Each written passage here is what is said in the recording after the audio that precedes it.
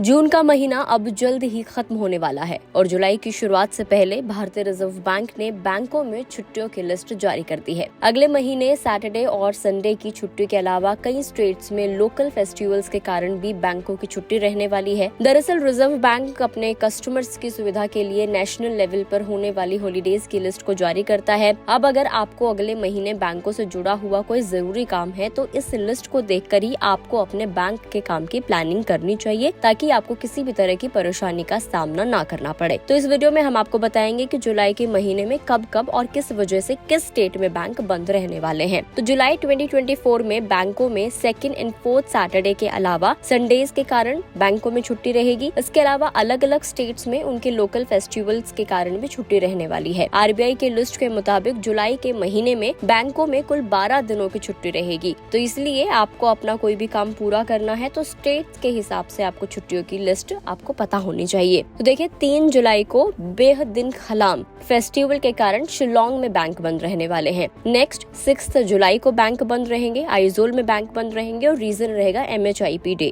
7 जुलाई को संडे है, इसीलिए पूरे देश भर में बैंक बंद रहेंगे। 8 जुलाई को कांग रथ यात्रा के मौके पर इम्फाल में बैंक बंद रहने वाले हैं। 9 जुलाई को द्रुकपा तसेजी के मौके पर गंगटोक में बैंकों की छुट्टी रहेगी। 13 जुलाई को सेकंड सैटरडे है, इसलिए पूरे देश में बैंक बंद रहेंगे। इसके बाद 14 जुलाई को संडे है, इसलिए भी पूरे देश में बैंकों की छुट्टी रहेगी। उसके बाद 16 जुलाई को हरेला के मौके पर देहरादून में बैंकों की छुट्टी रहेगी। 17 जुलाई को मुहर्रम का मौका है, इस वजह से अहमदाबाद, भुवनेश्वर, चंडीगढ़, गंगटोक, गुवाहाटी, इम्फाल, ईटानगर, कोच्चि, कोहिमा, पणजी और त्रिवेंद्रम को छोड़कर पूरे देश में बैंकों की छुट्टी रहेगी। 21 जुलाई को संडे है, इसीलिए बैंक बंद रहेंगे। 27 जुलाई को फोर्थ सैटरडे है, देश भर में बैंकों की छुट्टी रहेगी। 28 को संडे है, इसलिए छुट्टी रहने वाली है। क्योंकि आपको पता है कि बैंक एक बहुत ही जरूरी फाइनेंशियल इंस्टीट्यूशन होता है, तो ऐसे में बैंकों में अगर कोई लंबी छुट्टी रहे तो उसकी वजह से ग्राहकों को परेशानियों का सामना करना पड़ता है। लेकिन बदलते वक्त के साथ साथ ऑनलाइन बैंकिंग और मोबाइल बैंकिंग ने बहुत सारे काम है जो आसान कर दिए हैं। बैंकों में छुट्टी होने के बाद भी मोबाइल बैंकिंग और नेट बैंकिंग की फैसिलिटी चालू रहेगी। ऐसे में आपको पैसे एक खाते से दूसरे खाते में ट्रांसफर करने हैं तो आपको किसी भी तरीके की समस्या का सामना नहीं करना पड़ेगा, क्योंकि UPI चालू रहती है, ATM चालू रहता है, मोबाइल बैंकिंग चालू रहती है, इसलिए आपको इन समस्याओं का सामना नहीं करना पड़ेगा। लेकिन अगर आपको बैंक में जाकर कोई अपना काम कराना है, इसीलिए आपको बैंकों की छुट्टियों के बारे में पता होना चाहिए। वीडियो में इतना ही। जानकारी आपको कैसी लगी कमेंट करके जरूर बताएं। अगर आप इस वीडियो को फेसबुक पर देख रहे हैं तो फेसबुक पेज को लाइक करें, यूट्यूब पर देख रहे हैं तो गुड रिटर्न्स के यूट्यूब चैनल को सब्सक्राइब करना ना भूलें।